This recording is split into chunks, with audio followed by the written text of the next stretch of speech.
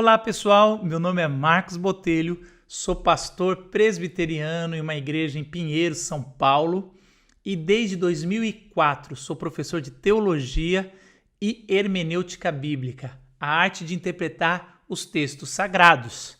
Eu quero convidar você para caminhar com a gente sobre o Sermão do Monte. Serão 22 vídeos que a gente vai caminhar junto. Eu quero convidar você para caminhar com a gente. Foram divididos de forma exegética, da melhor forma possível para a gente absorver direitinho o que Jesus quis falar no Sermão do Monte. Quem deve fazer esse curso? Qualquer pessoa que se considera discípulo de Jesus e quer caminhar e entender melhor, à luz da Bíblia, o que é um discípulo de verdade, um discípulo radical.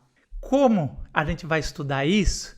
É de forma indutiva. Você vai ler os textos que eu falar para você várias vezes, orar, anotar o que Deus está falando, depois você vem assistir o estudo para ver se está batendo. O importante é Deus falar através da palavra de Deus ao seu coração.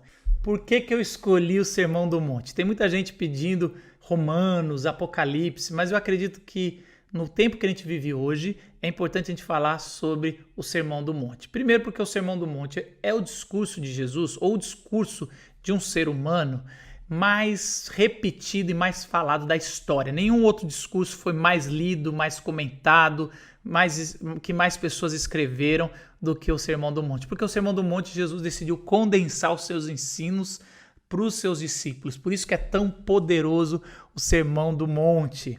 Uma segunda coisa é porque a gente tem crescido muito no Brasil, já somos mais de 30%. Se considerar os católicos, também somos 70% a 80%. E isso me preocupa porque a gente não tem feito muita diferença e a gente tem muitas opiniões ao contrário, que se a gente lesse a Bíblia um pouquinho, os Evangelhos ou o Sermão do Monte, a gente saberia quem é e quem não é. Soren Kierkegaard, um grande pensador, ele vai dizer o seguinte: quanto mais pessoas, menos verdade. Parece que quanto mais evangélicos a gente tem, menos verdade está no nosso meio. Isso é preocupante, né? Ele também diria de forma irônica, falando: se alguns que se dizem evangélicos estão falando que falam, eu não sou um.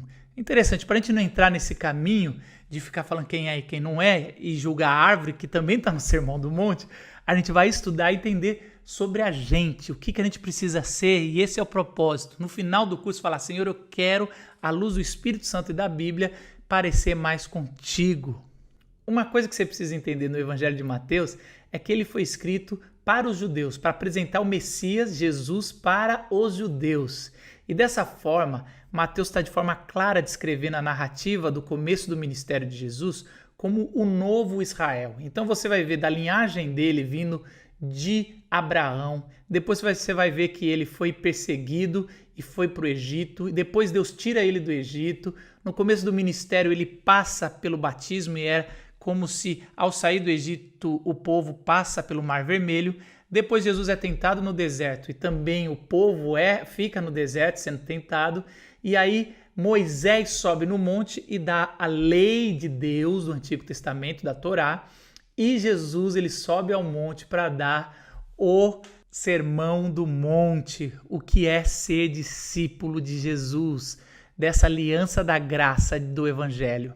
John Stott, um dos maiores biblistas da atualidade, ele vai dizer o seguinte: ele tem 2 livros que eu gostei muito, um do comentário do Sermão do Monte e outro Discípulo Radical. Ele diz que se fosse resumir em um dos versículos do Sermão do Monte, ele diria que está em Mateus 6,8, quando diz assim: não sejam iguais a eles. Eles quem? Os religiosos, porque é uma referência a Levítico 18,3, que diz o seguinte: não procedam como se procede os egípcios. Então, assim como Moisés fala, não vai proceder como foram os egípcios, Jesus está tirando seus discípulos e falando: não procedam como os religiosos, como os fariseus, como os judeus, como os pagãos. Então é dessa forma que ele vai distinguir.